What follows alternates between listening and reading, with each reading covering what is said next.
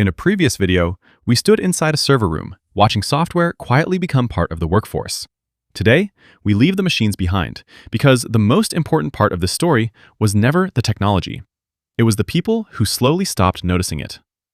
Every morning, millions of professionals begin their workday believing they're making decisions, choosing candidates, approving expenses, reviewing reports, prioritizing projects, responding to customers. But what if those decisions had already been made? Not by another executive, not by another department, not even by another person. What if your role quietly shifted from decision maker to observer without anyone announcing the change? That's where today's investigation begins. Let's meet someone we'll call Maya. She isn't real, but thousands of recruiters could recognize parts of themselves in her story. She entered recruiting because she enjoyed conversations, not databases. She loved hearing how careers actually unfolded. The failures, the unexpected detours, the second chances, the strange decisions that somehow led someone to become exactly the right employee. She believed people were far more interesting than resumes, and for years, that belief served her well. She built exceptional teams. Managers trusted her instincts. Candidates remembered her long after interviews ended. She wasn't simply filling positions, she was connecting futures. Then, the software arrived. Quietly, reasonably, helpfully. Exactly the way major change usually begins. First, resume ranking. Nobody complained. Sorting 500 applicants manually was exhausting. The software reduced the pile to 50. Helpful. Then came candidate recommendations. Helpful again. Interview scheduling. Background check coordination. Reference automation. Calendar management. Predictive matching.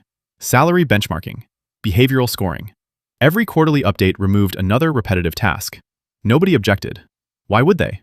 Each improvement made perfect sense when viewed by itself. But organizations rarely transform through one dramatic decision. They transform one reasonable improvement at a time. One Monday morning, Maya logs in. She notices something unusual. Only 3 candidates are waiting. 3. Normally, Monday meant hundreds. She assumes something broke. Maybe the website. Maybe an integration. Maybe applications slowed over the weekend. Then she opens the activity log. Applications flooded in overnight. Hundreds of them. But something else catches her attention. The workflow had already begun. Before sunrise, before security opened the building, before anyone from HR arrived.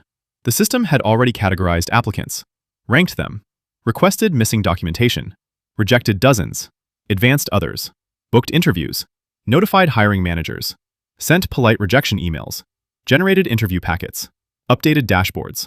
By 8:07 a.m., most of the hiring process had already happened. Without Maya. She keeps scrolling, then stops. One realization refuses to leave her. She cannot remember the last time she personally selected a first-round candidate. She searches her calendar. 2 weeks? No. Almost 3. Not because she stopped working, but because every recommendation looked reasonable. After all, the software had become remarkably accurate. And there's something dangerous about accurate systems. People stop questioning them. Confidence slowly becomes authority. Authority quietly becomes dependence. Now imagine this from the other side. You spend your weekend updating your resume, researching the company, learning its culture, writing a thoughtful cover letter.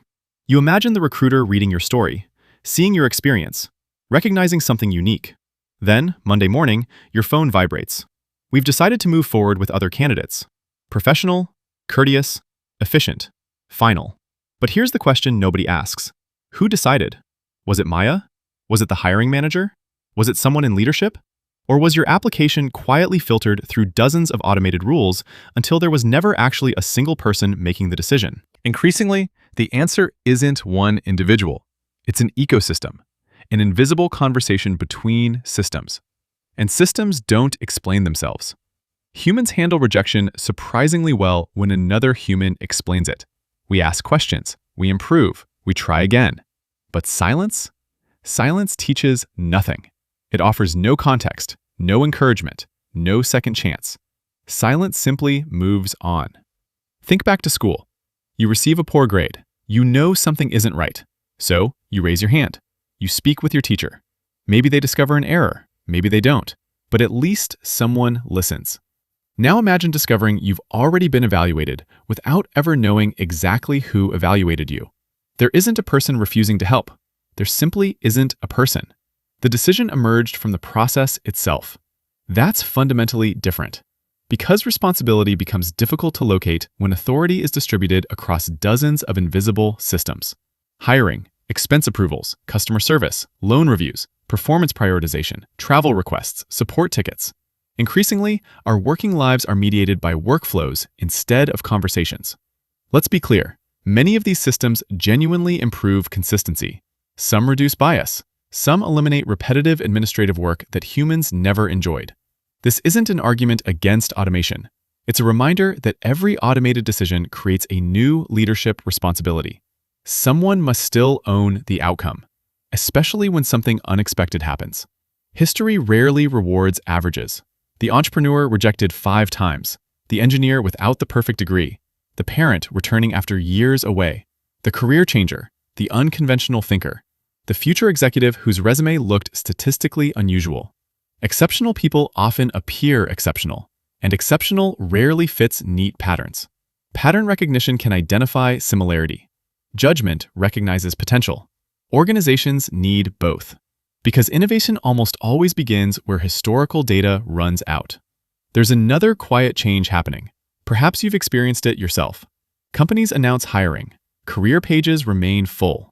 Recruiters stay active online. Press releases celebrate growth. Yet applicants describe something entirely different. Applications disappear. Responses never arrive. Interviews stall. Positions remain open for months. Now, there are perfectly legitimate reasons this happens. Budgets change. Hiring priorities shift. Roles evolve. Talent pipelines are maintained. None of that is unusual. But perception matters. Because candidates don't experience organizational charts. They experience interactions. If enough people begin believing they're speaking only to systems, eventually they stop believing anyone is actually listening. That doesn't damage recruiting. It damages trust. And trust is far harder to rebuild than efficiency. Here's one final observation. Automation doesn't merely accelerate work. It changes what organizations expect from people. Instant approvals, instant replies, instant updates. Seconds replace hours. Hours replace days. Convenience quietly becomes entitlement. Then, one day, something genuinely complicated appears. Something requiring wisdom, judgment, experience, context.